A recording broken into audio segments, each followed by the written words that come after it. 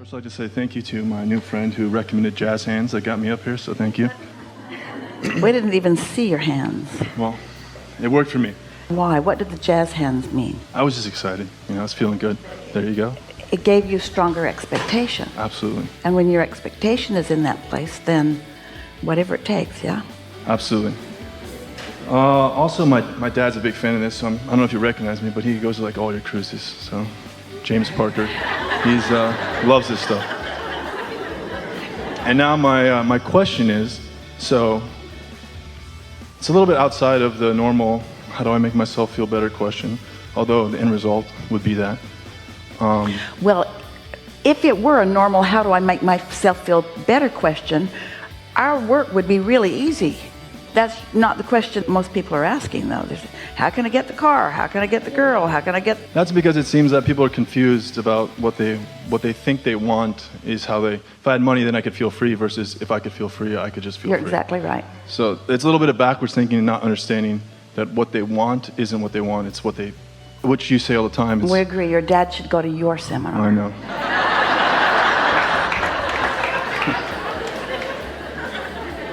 My question is a little bit about the subtlety, I guess, of existence in itself. And when you talk about jokingly the bleeding edge versus the leading edge, and you talk about us choosing to come into this physical reality, my question about that is, and I know it seems like, and it makes sense, to steer people back towards not thinking about things that really don't have a lot of meaning here in this life, or should be here. There's nothing off limits. We're happy to talk with any of you about anything you want to talk about. So for me, it seems like knowing if I choose to come here, yes, right, to be physical, to yes, do this, knowing I'm assuming some state of the world, or the historic state of the world, that there's a good chance that contrast and I might get stuck in step one. Seems like a lot of people do. And I'm wondering that then it seems like contrast is the really kind of the end. Wait, just want to stick something in. None of you expected that you'd get stuck there, because all of you then knew about your guidance system. And all of you then were resistance free. From your non-physical perspective, you knew contrast would serve you, but you didn't intend to get stuck. We're not saying that there aren't a lot of stuck people, but that was not your intention coming in. It just seems like I would, based on the odds of looking at human history, there's a good chance I might get stuck. Anyway, so that's one question is... Not permanently stuck, however, sure, because all of you knew you would croak and then you'd be right, unstuck. And I do think that sometimes, even from our own limited perspective, our own lives, we look at other people's problems and we think, oh, that's not a big deal. We remember the problems that we had in high school, and they're not our problems anymore. So yeah, from a broader perspective, there's almost nothing that could happen here in 100 years that can be that significant, if in fact we are immortal beings. So I can understand how, even if you got it all wrong, you're like, it's like a video game, I got it all wrong, I can just have my next life and keep trying. But I guess my question is, when you talk about We've never known anyone that not only didn't get it all wrong, we've never known anyone that got it wrong at all. So you don't need to hold out for a next life to make it better. You could just in this life perceive yourself as the right being that you are. That's as wrong as it gets, not knowing how right you are. Fair enough. I think right and wrong maybe is relative anyway. So I'll try to make my question more clear. It seems to me that there is a little bit of almost like a treadmill-like experience of existence, where I want this thing, and I want to We feel just better. want to say to you, we want to hear every word you have to say, but we want you to think of the treadmill as a pleasurable thing, even if it lasts forever. It's not going to, but that treadmill thing, sure, if there's pleasure in the moment of the treadmill, then what's the problem? Then necessarily, I think then this is where I've gotten to my place, that if that's the best I can do, I'm going to make. But we know you're reaching for something. Yes, I am. And if we would be quiet, maybe you would get there. Okay. But I'm on the treadmill. You know what I mean?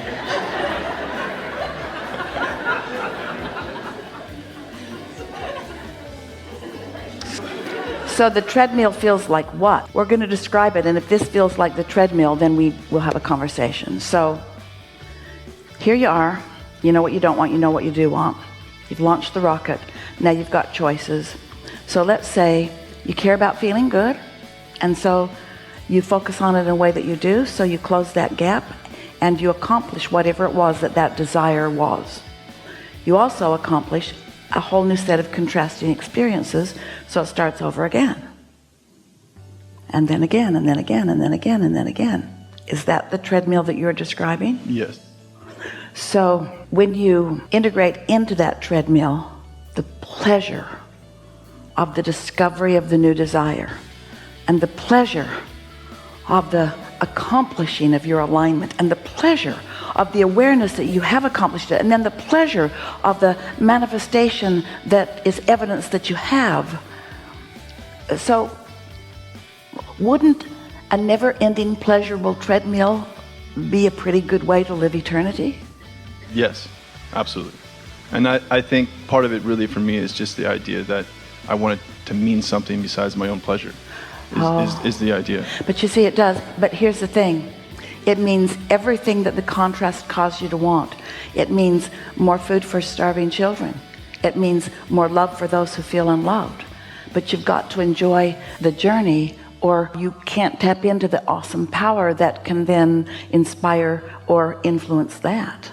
We're telling you that the pleasure is the means to your end. We're not quibbling with your ends. You can be as altruistic, you can be as life-saving, you can be of as much value to this world. You just can't do it unless you're tuned in, tapped in, turned on. That's all. I don't mean to be meaningful to others. I think that's sort of the trap. It's like the idea of wanting to help someone, because if I could help them and prove that I can help them, then really I'm helping myself. I'll feel better because there's evidence. So you want it to be meaningful to you? What I guess I'm asking is there meaning outside of, it just seems like whether the nature of the universe is we're energy and we're expanding, and there's really, for better or for worse, you might as well enjoy the ride kind of thing, you know? Well, or is there a deeper meaning from your perspective? Yes, but here it is. There isn't anything that anyone wants that is for any other reason that they will feel good in the having of it. If you see someone experiencing a plight and you wish for relief. Sure, I get it. We're having a conversation about how to identify the bigness or smallness or greatness of desires. I guess, no, just for me, so it seems like if you take this life, right? Are you annoyed by knowing that you can never get it done? Somewhat, not annoyed. I wouldn't say annoyed. There is. Well, that's where the treadmill thing comes from. So no matter, and again with the. But what's the advantage of getting it done and it being over to being enjoying the journey? In other words, if you can make that distinction for us. No, this isn't necessarily a full question of dissatisfaction. This is me trying to clarify more the. And we appreciate every bit of it. And you are representing a whole lot of people. You've pinpointed the most significant obstacle, if there is one, that we must overcome in assisting people in understanding the value of what we know about the universe. Because people, as a general rule, believe that they are here to prove some sort of worthiness. And it's a little upending when we say to them, there's no one requesting your worthiness. And it's like, well, then who am I performing for? Well, for your own satisfaction. Yikes, that isn't enough. I liked it better when it was God and all of my eternity depended on it. It felt more like doing something about it when it was a bigger quest. But really, just for my pleasure, that doesn't seem enough. And yet, as eternal beings, you got to make that enough. Well, either way it is. I mean, that's the reality. What is, I get that. But let's take it beyond that, because you're making good points, and so are we. And they're not different points. Let's take it a little further. Let's acknowledge that you get this, you understand it, you do. We can hear it from you and feel it from you. And that you are more and more consistently tuning in, and you have found an easier path to tuning in once you started caring about how you feel, because that made you aware of your guidance. So you figured out earlier which movie you were watching and what influence you were under. So you got control of the momentum of your life. You're not countering your positive momentum with negative momentum. You're mostly on a positive momentum track, which means big things are happening in your world. Now, when a convergence happens, it's not just that this idea came together for you. It's several ideas are culminating all at the same moment. And your sense of being blessed, number one, and your sense of your personal awesomeness, number two, and your sense of the universal cooperation, number three, and your sense of all is well in the universe, number four. In other words, there's an energy and a synergy and an exponential thing that happens that is indescribable. But when you're living it, you know it. And that's when Esther says, oh, I love my life. I love my life. I love my life. I love my life. I love this moment. You just cannot sometimes even comprehend the bigness of what you've accomplished because you've stayed longer in non-resistant thought. Until you're really there, it's sort of like a treadmill. But when you're there, it's not like a treadmill, it's like a rocket ship. It's the difference between a firecracker and an atomic bomb. And you will feel the awesomeness of that. You will feel your influence in the world. You will feel your influence for good in the world. You will realize that there isn't anything that you can focus on worldwide that you can't improve just by your gaze. You can feel yourself making a difference, not getting into the weeds and quibbling with those who don't understand anything about true power, but practicing your true power until your power of influence is in that place of awesomeness where you are using the energy that creates worlds to flow through you and direct the things that you care about, building empires and changing lives and uplifting nations and helping the world be a better place. This is not mediocrity. This is awesomeness that you're about, you see.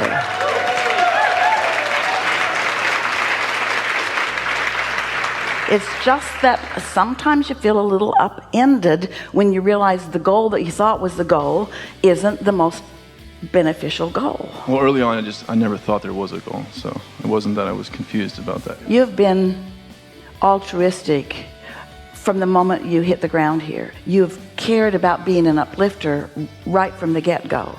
You have had those big thoughts and those big intentions. True. No, I'm not denying that. I think what I mean by that is I am not disappointed that there isn't some greater meaning, there isn't God. There was a big part of me that wanted the meaning to come from an external source versus an internal source. So there's that. And I really do, I understand and resonate. For most people, their inner being is external. Very good. Because they're not in sync with it. So it's something out there somewhere else. It is. It's external. And the people around them are so much more available. So love me, love me, love me, people. And I'll stand on my head so that you will. But oh, when you start letting it be this cooperative thing that you've got going. And I do absolutely understand what you're talking about. And I think the only thing I really wanted to clear up for me was this, because mostly it seems the conversation is the same. It's Abraham, I have all these things and I believe in everything he's saying. But when it comes to this issue, I just like to pretend that something's different and maybe you could fix me. But I do, when you trust your feeling. You know what? When you trust your feeling. We haven't had any of that conversation today, not one little bit of it. Today, we've been out here on the leading edge. Today, we've been talking about the laws of the universe and what it feels like when you're in alignment. We haven't been solving issues. We've been connecting with resources. Got it. And I want to just say, we are not argumentative with you. We are appreciating every word you speak. Well, how can you not be? That's what we are. Even when you don't think you are, it's what you are anyway. So I understand that you know, all the negative really. We just want you to plug your vacuum in before you try to suck the dirt out of the floor. A whole lot of people going through the motions, running their vacuum cleaner all over the place, but they didn't plug it in, and so they're leaving tracks. But that's about all. But when you plug that thing in. That sucker, when you plug that sucker in. I think as long as, for me, that's the big thing for me was understanding that I do feel very authentically that I'm capable of plugging the vacuum in, not having the vacuum, having a dirty floor, having a non-dirty floor, having no floor at all, and finding a way to feel good. And I feel like part of that for me is I feel like I really do have it. And there we think so too. Have we discovered together anything?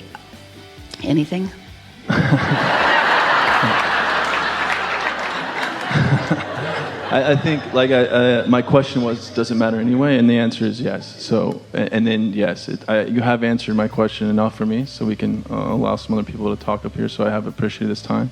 And thank you. We want to say something to you. We want to say that being as you are is an advantage to every person who meets you. Thank you. If you want to find out your life path, soul urge and destiny number, click or tap the link on the right or below this video and get a free customized numerology video analysis.